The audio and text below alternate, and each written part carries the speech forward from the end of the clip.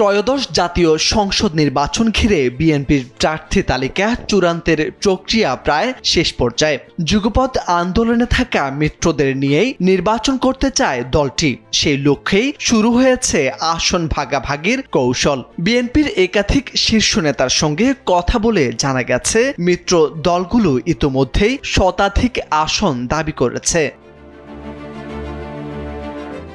বিএনপির নির্বাচন পরিচালনা কমিটির ঘনিষ্ঠ সূত্রে জানা গেছে, মিত্রদের মধ্যে সবচেয়ে বড় দাবি নিয়ে এসেছে গণতন্ত্র মঞ্চ, যাদের দাবি অর্ধশতাধিক আসনের। ইতোমধ্যেই অভ্যন্তরীণ বৈঠকে সম্ভাব্য প্রার্থীদের তালিকা তৈরির জন্য একটি 6 সদস্যের কমিটিও গঠন করেছে মঞ্চটি। লিবারেল ডেমোক্রেটিক পার্টি এলডিপি চায় 15টি আসন। গণফোরাম দাবি করেছে 15টি আসন, যার মধ্যে রয়েছে ঢাকা 6। 12 দলীয় জোট চায় 20টি আসন। জাতীয়তাবাদী সমমনা জোট দাবি করেছে 9টি আসন।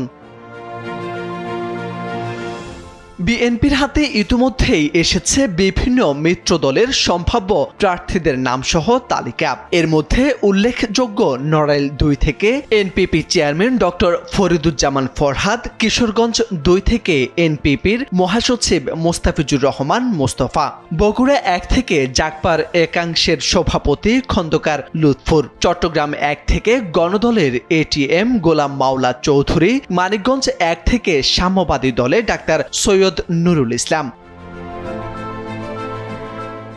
এছাড়াও ঢাকা 17 থেকে মুসলিম লীগের ব্যারিস্টার নাসিম খান, বাগেরহাট 1 আসন থেকে গণতান্ত্রিক পার্টির এসএম শাহাদাত, দিনাজপুর 2 থেকে ডেমোক্রেটিক লীগের মাহবুব আলম, ফেনী 3 আসন থেকে এনডিপির আব্দুল্লাহ আল হারুন মনোনয়ন চেয়েছেন।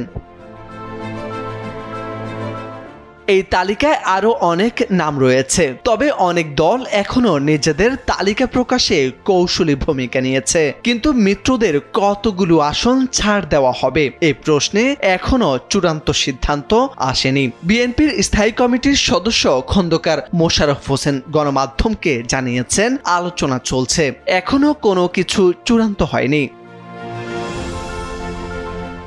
বিএনপির নীতি নির্ধারণী পর্যায়ের সূত্রে জানা গেছে, সম্ভাব্য একক প্রার্থীদের অঘোষিতভাবে সবুজ সংকেত দেওয়া হবে। এরপর তারা মাঠে কাজ শুরু করবেন। এই পর্যায়ে মনোনয়ন প্রত্যাশীদেরও ওই প্রার্থীর পক্ষে কাজ করতে বলা হবে এবং রাখা হবে কঠোর পর্যবেক্ষণে। তফসিল ঘোষণার পর পার্লামেন্টারি বোর্ডের মাধ্যমে চূড়ান্ত প্রার্থী নির্ধারণ করা হবে।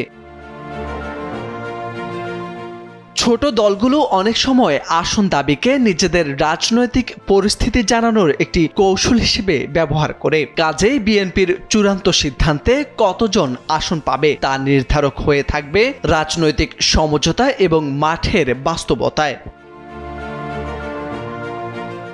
ত্রয়োদশ জাতীয় সংসদ নির্বাচন সামনে রেখে বিএনপির রাজনৈতিক কৌশলে মিত্রদের ভূমিকা অত্যন্ত গুরুত্বপূর্ণ হয়ে উঠেছে। তবে কতটা ছাড় দিয়ে কতটা লাভবান হবে দলটি তা নির্ভর করবে আলোচনার সারাংশ ও আসন্ন তফসিলের প্রেক্ষাপটে। মোরশেদ আলম, সময়ের আলো।